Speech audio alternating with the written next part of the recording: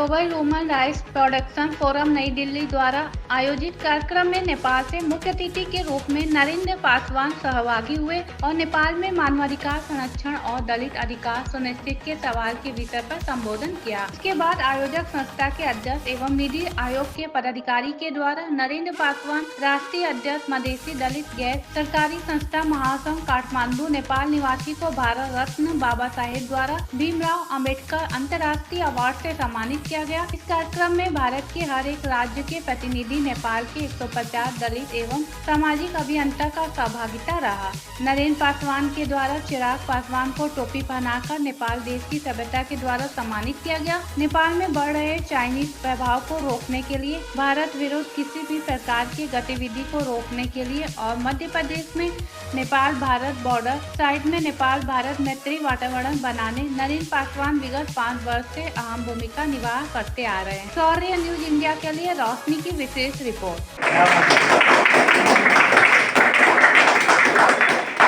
बहुत नाइंसाफी हुई नरेंद्र जी। स्वागत करीतो आज आम्ही, शुभ दिन आजला योग झाला, रूपात फुल्या भूत पाहिला, या जन्मीचे सार्थक झाले, या जन्मीचे सार्थक झाले, भरले हृदय जनी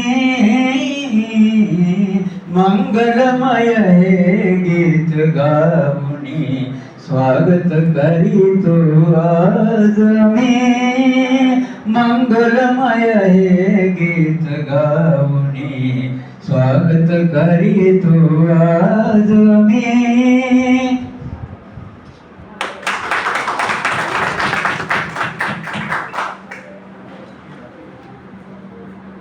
सबसे पहले तो मैं नेपाल से आया हूँ। आप लोगों ने मुझे यहाँ पे अतिथि के रूप में इनवाइट किया है ग्लोबल फोरम में, तो उसके लिए मैं नेपाल की तरफ से और मैं अपने तरफ से भी आप लोगों को विशेष धन्यवाद देना चाहता हूँ कि आज मैं दिल्ली की धरती पे आके नेपाल की तरफ से दोस्तों रखने जा रहा हूँ। इसके लिए मैं आप लोगों को धन्यवाद देना चाहता हूँ। और जय भीम का मेरा अभिवादन भी है। जय भीम। जय भीम। मैं नरेंद्र पासवान, मैं नेपाल से हूँ। मेरा घर रोहतास जिले के गौर में है, जो कि अभी मध्य प्रदेश में पड़ता है। अभी फिलहाल नेपाल को 7 प्रदेश में बांटा गया है, जो इसमें मध्य प्रदेश से मैं हूँ। और मैं एक संस्था से जुड़ा हूँ जिसका मैं फाउंडर अध्यक्ष हूँ, मधेसी दलित गैर सरकारी संस्था महासंघ। उस संस्था में 1 से 45 स्थानीय संस्था सब आबद्ध है हमारे संस्था में। इसका हेडक्वार्टर काठमांडू में है और मध्य प्रदेश में भी प्रदेश ऑफिस है, उसी प्रदेश में भी ऑफिस है हमारा, और लुम्बिनी प्रदेश के भी ऑफिस है बुटवल में। इसके साथ साथ हम लोग नेपाल के सभी जिले में, खास करके तराई मधेश के जो जिले हैं, भारत के वेस्ट बंगाल, बिहार, यूपी और उत्तराखंड से सटे हुए जो बॉर्डर एरिया है, उस एरिया में हमारा एक्टिविटी चलता है दलित के जागरण के लिए। दलितों के मुद्दा पे ऐसे अनेक किस्म का विभेद हुआ, जातीय विभेद हुआ और विभिन्न किस्म के डिस्क्रिमिनेशन, उत्पीड़न, ये सब को मुद्दा को हम लोग उठान करने के लिए और नेपाल में उस चीज़ को जो जहाँ विभेद हुआ उसकी कार्रवाई करने के लिए हम लोग इसको उठान करते हैं। और ये संस्था के मार्फत से हम लोग जनचेतनामूलक कार्यक्रम चलाते हैं। और बाबा साहेब भीमराव अम्बेडकर का जो विचार है नेपाल में, मैंने बहुत पहले से ही शुरू किया था, लेकिन अब इस मुद्दे को, उनके मुहिम को मैं नेपाल में हर जिले में, नेपाल में 77 जिला है, 77 जिला में ही उनके विचार को मैं परवाह करने के लिए मैं आगे बढ़ा हूँ। इसमें आप लोगों का साथ सहयोग मुझे चाहिए। और मैं विचार को लेके मैं अभी एक छोटा सा कार्यक्रम करने के लिए भी प्लान किया हूँ काठमांडू में, जो सितंबर में प्लान है, एक कॉन्फ्रेंस के रूप से। जैसे कि भारत में दलित, जनजाति, आदिवासी, पिछड़ा वर्ग का बहुत सारा अधिकार दिया गया है संविधान के तहत, लेकिन नेपाल में दलितों के लिए संविधान में जो राइट्स दिया गया है वो अपूर्ण है, यानी तो ठीक नहीं है, वो मतलब उसमें कमी है। जैसे कि वहाँ पे क्या है कि आप लोगों को हर स्टेट में, हर राज्य में क्या है कि विधायक के लिए, सांसद के लिए, मुखिया के लिए, नगर प्रमुख के लिए आरक्षण किया गया है, लेकिन नेपाल में ऐसा नहीं है। नेपाल में क्या है कि आपको हर एक वार्ड में एक महिला कोटा को आरक्षित किया गया है, एक महिला सीट के लिए। जैसे कि नेपाल में ऐसा कोई नहीं है कि एक दलित क्षेत्र हो कि जहाँ से कोई भी पार्टी का दलित लड़े, विधायक में लड़े, MP वो सीट नहीं है।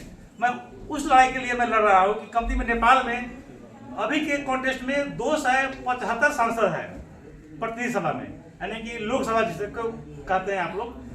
275 में क्या है कि 1 से 10 जो है वो पार्टी नॉमिनेट करती है वोट के माध्यम से।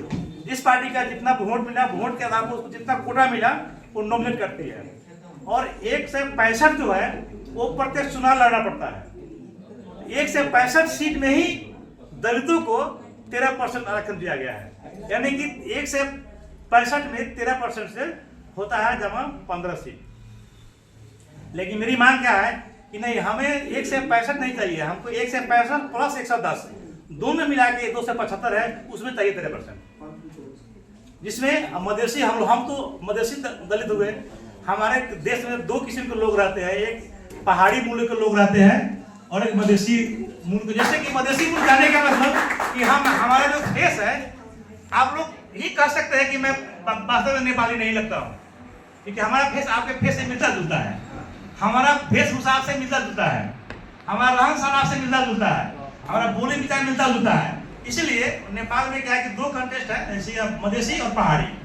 तो हम लोग हुए जो प्लेन एरिया से है, जो बॉर्डर साइड एरिया से में जो बसे हुए हैं, 1.5 करोड़ लोग मधेसी है और 1.5 करोड़ लोग पहाड़ी है, जो पहाड़ में रहते हैं, है ना। इसलिए अब बहुत सारे लोगों को पता नहीं है और सबको नेपाली के रूप से देखे जाते हैं। हम नेपाली ही हैं, लेकिन वहाँ पे क्या कि डिस्क्रिमिनेशन तो है। हम लोग को नेपाल में लड़ाई 2 किस्म का है।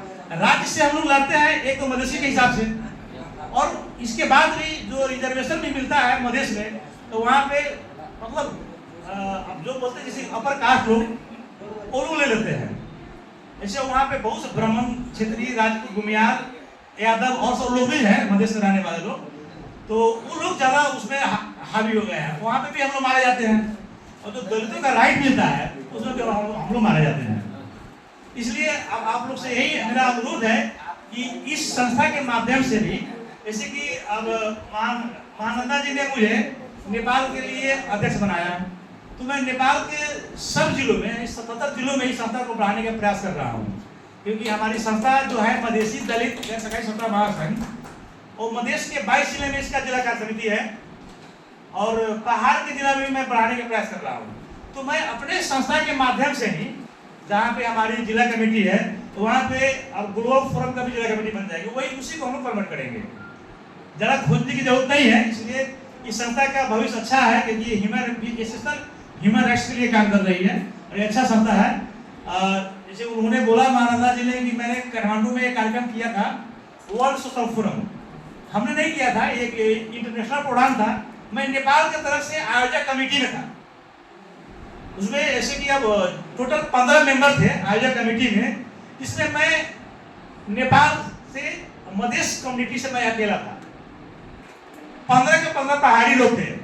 इसमें उसका लीड करने वाले भी ब्राह्मण थे, कोई दलित नहीं था। लेकिन दिखाया गया था क्या, ये वर्ल्ड सोशल फोरम इसके साथ दलितों के लिए, दलितों को उत्थान के लिए, उनके मुद्दा को ग्लोबलाइज करने के लिए एक कार्यक्रम को ऑर्गेनाइज किया गया था।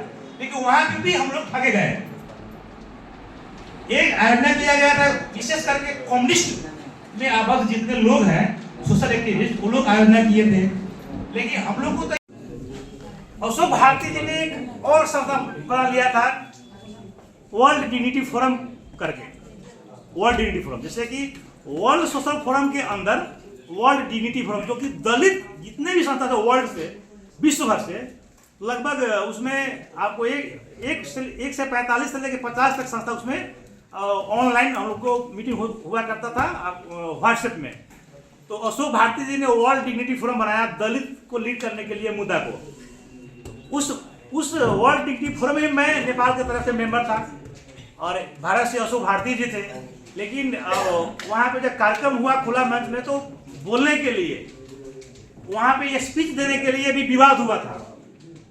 तो ऐसा विवाद हुआ कि उस विवाद में हम लोग भी इन कर गए। तो वहाँ पे जितना भी जो वक्ता लोग थे वो सब ब्राह्मण थे, सबके सब ब्राह्मण थे। यानी कि आयोजक कमेटी निर्णय की कि अंतर्राष्ट्रीय से लेके सब जितने भी कमेटी के लोग हैं उसमें से जमा जानी 3 लोग बोलेंगे। तो अब यदि वर्ल्ड डिग्निटी फोरम हम लोग नहीं बनाते तो शायद अशोक भारती जी को भी बोलने का मौका नहीं मिलता, क्योंकि अशोक भारती जी दलित समुदाय का मुद्दा को लीड कर रहे थे वर्ल्ड डिग्निटी की तरफ से। तो ब्राह्मणों का कब्जा हो गया था पूरा, इसलिए हम लोग नेपाल के होते हुए भी हमारे घर में कार्यक्रम होने के बावजूद भी मुझे बोलने का मौका नहीं मिला। दुख वहां लगा, लेकिन हमारा मुद्दा को उठाया गया अशोक भारती जी के माध्यम से। आपके भारतीय एक नेता गए थे, वही नेग्रो के नेता अशोक भारती जी मुद्दा को उठाए, हमारा मुद्दा ग्लोबलाइज हुआ और विश्व को ध्यान गया कि वास्तव में अभी भी भारत को स्वतंत्रता होते हुए कब में 75 वर्ष हुआ।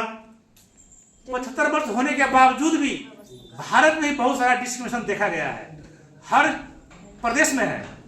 हम लोग कभी कभी फेसबुक के मार्फत से सुनते हैं कि कभी बिहार में दलित को पानी पीने के कारण से मारपीट के ठीक कर दिया है, कभी कहीं पे मर्डर हो गया है, कभी बहुत सारा महिलाओं का मतलब अत्याचार हुआ है। ये सब सुनते जाओ फेसबुक के माध्यम से, सोशल मीडिया के माध्यम से। लेकिन यहाँ पे भारत में बाबा साहेब के द्वारा जो बनाया गया संविधान है, उस संविधान के तहत आप लोग को अधिकार मिल जाता है। लेकिन नेपाल में दलितों को अधिकार मिलना बहुत मुश्किल है, क्योंकि वहाँ पे संविधान में वहाँ पे 4 पंडित मिलकर बनाया संविधान, 4 पार्टी के 4 ब्राह्मण, कांग्रेस, हिमालय, माओवादी, 3 ब्राह्मण लोग मिलकर बनाया संविधान। उसमें दलितों का राइट्स बहुत कम दिया गया है। हम लोग ने राइट्स को बढ़ाने के लिए संघर्ष कर रहे हैं और मैं ज़्यादा टाइम नहीं लूँगा और साथी लोग भी है। मैं अपने बात को यहीं विश्राम करते हुए आप लोग से विदा लेता हूँ। नमस्कार, जय नेपाल, जय हिंद, जय भीम, जय माता।